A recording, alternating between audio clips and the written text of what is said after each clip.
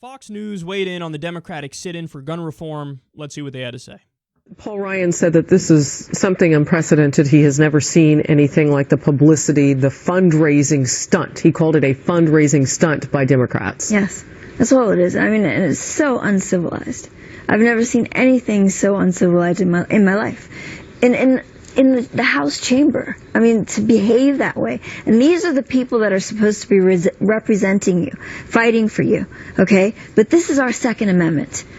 They want to put more laws, and they think that's going to stop bad people? No, that's just going to stop good people from being able to defend themselves. That's all it's going to do. Well, it is actually not unprecedented. The Republicans pioneered this in 2008 when they had a sit-in, which was as uncivilized. As a matter of fact, they were about gas prices, so it's not unprecedented. Well, secondly, I would say the following. I absolutely agree with you. We should come together, and I agree with you on things that we all agree on. Universal background checks. The vast majority of gun owners agree on this. Mm-hmm. Nobody's doing anything about it. The House is doing nothing to effectuate it. I think the fact of the matter is it's the timing. It doesn't apply tapestry-wise on what happened in Orlando. There's never a good time for this because there's a shooting every Donald Trump. Oh, did you hear the point at the end? Timing. It's just the timing. We're against it because of the timing when it comes to universal background checks. No, but you never say it's the right time. Ever. After Sandy Hook, not the right time. In between mass shootings, when it's not the high-profile issue. Oh, we can't talk about it now. Why? Why is it not a pressing issue? What are you talking about? Why would we discuss it now? Nothing happened. And then after this mass shooting, timing. It's just timing. Universal background checks. Over 90% of the American people favor universal background checks. A majority of Republicans and a majority of NRA members. So why haven't we gotten it? Because the leadership of the NRA, who's in cahoots with the gun manufacturers, they take money, they donate it to the Republican politicians. That has strings attached. Don't pass any new gun reform. Any, even though a majority of the NRA members are even in favor of it.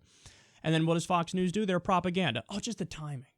Oh, the timing isn't right to pass something that would tick down the number of gun deaths every year in America. And that goes back to the woman from Clueless and what she said. Like, this isn't going to stop anything. Actually, we have evidence, we have data, we have numbers that show it indeed would.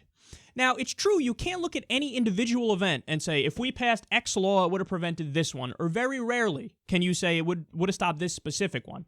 But what we can say is micro picture is not the same as macro picture. When you look at macro picture, yeah, the better gun reforms you have on the books, the fewer gun deaths you're going to have. Don't take my word for it. There was a Harvard meta-analysis on this that looked at all the credible studies, and they said where there are more guns, there is more gun homicide. There is more gun violence.